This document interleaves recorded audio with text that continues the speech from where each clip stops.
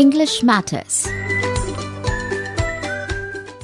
ചോദ്യരൂപേണയുള്ള വാചകങ്ങളിൽ അല്ലാതെയും വൈ എന്ന പദം ഉപയോഗിക്കാം.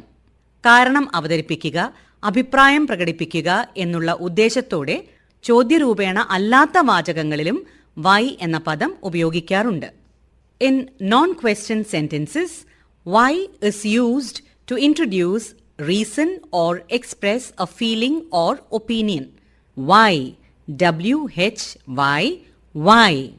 എന്തുകൊണ്ട്, എന്തിന്. I don't know why these people are shouting.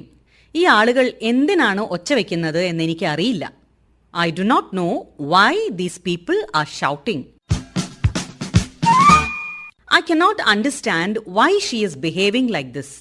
അവൾ എന്തുകൊണ്ടാണ് ഇങ്ങനെ പെരുമാറുന്നത് എന്ന് എനിക്ക് മനസ്സിലാവുന്നില്ല. I cannot understand why she is behaving like this. Now I know why she was angry. ഇപ്പോഴെനിക്കറിയാം അവൾ എന്തിനായിരുന്നു ദേഷ്യപ്പെട്ടത് എന്ന്. Now I know why she was angry. I was very tired and slept off early. That was why I could not attend your call last night. ഞാൻ വളരെ ക്ഷീണിതയായിരുന്നു, നേരത്തെ ഉറങ്ങിപ്പോയി. അതുകൊണ്ടായിരുന്നു ഇന്നലെ രാത്രി താങ്കളുടെ കോൾ എനിക്ക് അറ്റൻഡ് ചെയ്യാൻ സാധിക്കാതിരുന്നത്. I was very tired and slept off early. That was why I couldn't attend your call last night.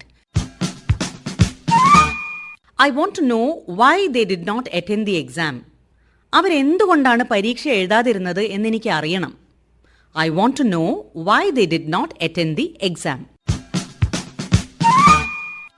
Friends, ഭാഷ ആശയവിനിമയത്തിനുള്ള ഒരു ഉപകരണമാണ്. ആശയവിനിമയം മെച്ചപ്പെടുന്നതോടുകൂടി ബന്ധങ്ങളും മെച്ചപ്പെടും. അതുകൊണ്ട് തന്നെയാണ് ഭാഷ മെച്ചപ്പെടുത്താൻ നമ്മൾ പരിശ്രമിക്കേണ്ടതും. Dear friends, language is a tool for communication. Clearer our communication, better our relationships. That is exactly why we should work on improving our language.